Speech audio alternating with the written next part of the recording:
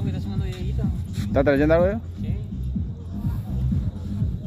Mira lo que trae Diego, el primer cachorro con caña de 3 metros que nos prestó acá Ramón. Sacó un cachorro con miñoca. Levantale, Diego, levantale.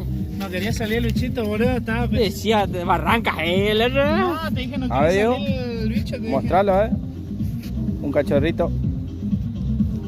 Guarda con la púa, vieja. Sí. Lo vamos a devolver enseguida.